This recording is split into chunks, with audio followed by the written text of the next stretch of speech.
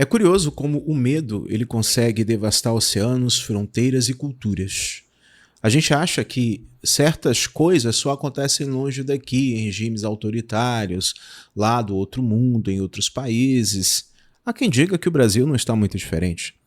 Mas quando você ouve histórias de pessoas que vivem em países livres, democráticos, e mesmo assim tem medo de criticar o regime da China, percebe que a influência de Pequim vai muito além de suas fronteiras.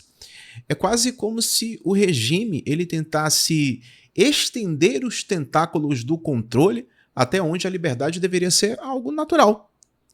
Esse é o caso de chineses que vivem na Austrália e relatam sentir medo, um medo real, de falar o que pensam sobre o Partido Comunista Chinês. Esse é um assunto muito delicado.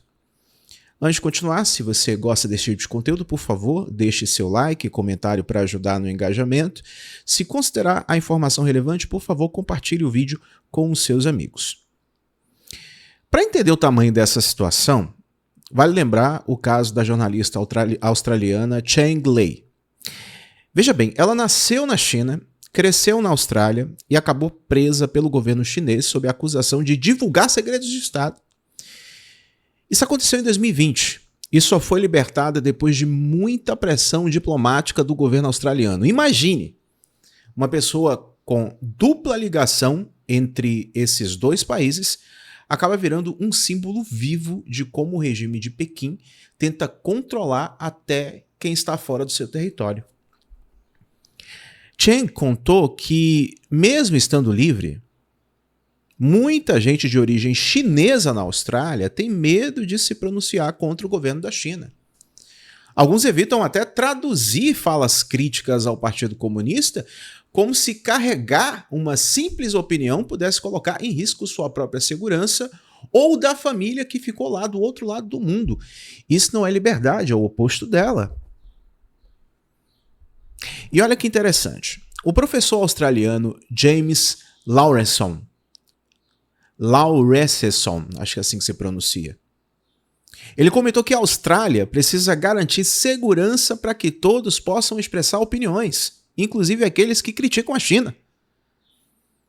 Não é só um caso entre diplomatas, é uma questão que toca diretamente na essência da democracia. Afinal, se pessoas que vivem num país livre sentem medo de falar, significa que o autoritarismo chinês está conseguindo impor silêncio além das fronteiras.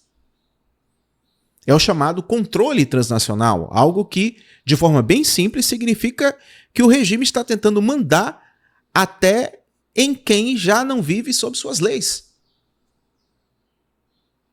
Só que essa interferência não veio de um dia para a noite. Ela é sutil, silenciosa e eficiente. Você que mora no Brasil, eu sei, você deve estar se lembrando de situações parecidas.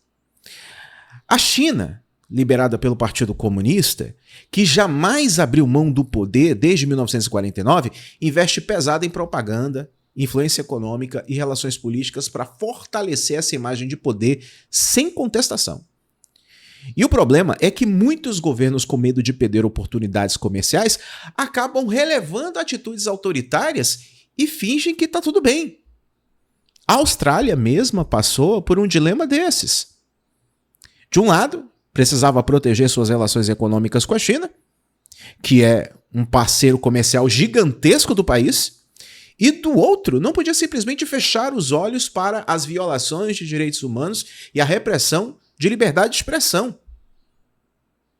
Mas o buraco é muito mais embaixo. Quando você descobre que os cidadãos australianos de origem chinesa têm medo de participar de um evento público apenas porque podem ser vigiados ou denunciados por simpatizantes do regime chinês, dá para sentir o tamanho do problema.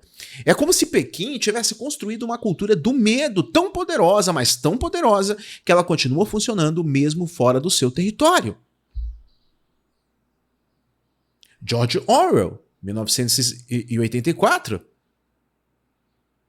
Isso mostra até onde o autoritarismo pode chegar quando o mundo democrático fica passivo ou ingênuo. Agora, é importante entender que essa tentativa de silenciar críticos não é teórica. Tem gente que vive isso todos os dias. O exemplo do advogado canadense David Matas é extremamente assustador.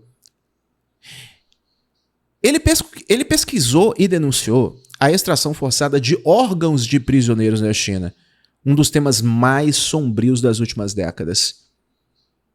Se você não for muito sensível e quiser se informar sobre isso, pesquise. Mas se prepare, porque é pesado. Sabe o que aconteceu? Ele começou a sofrer perseguições, ameaças, tentativa de descredibilização e até ações violentas. Como quando um escritório de jornal, preparado para receber um evento dele, foi alvo de tiros com arma de ar comprimido.